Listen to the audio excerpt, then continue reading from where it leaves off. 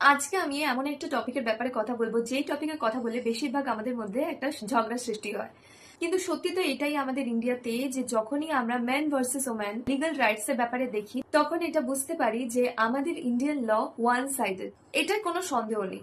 আমি আপনাকে 4টে এক্সাম্পল দেব। First, false promise of marriage. যদি কোনো female false promise of marriage করে একটা মেলের সাথে ফিজিক্যাল রিলেশনশিপ স্টাবলিশ করে আর পরে গিয়ে যদি মেয়েটা ছেলেটাকে ছেড়ে দেয়, তাহলে ছেলেটা কোনো রকম লিগ্যাল অ্যাকশন নিতে পারবে না মেয়েটার এগেনস্টে। এটাকে যদি আমরা রিভার্স করে দিই, আর একটা ছেলে যদি একটা মেয়ের সাথে এরকম কিছু করে, তাহলে মেয়েটা ছেলেটার এগেনস্টে স্টেপ নিতে পারে, আর এটা একটা punishable offence. Number 2, sexual harassment at workplace. এটা একটা আন্ডার রিপোর্টেড আর আন্ডার ডিসকাসড ক্রাইম। কারণ কিনা আমাদের যে পশ অ্যাক্টটা আছে সেটাতে mainly women protection of sexual harassment at work প্লেসের ব্যাপারে কথা বলা হয়েছে, নট ফর মেন।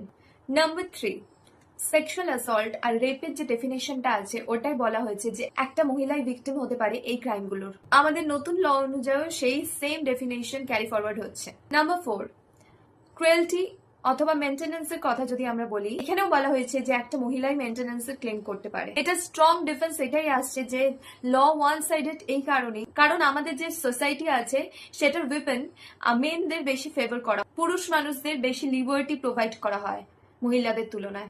আপনার কি ওপিনিয়ন এই বিষয়ে?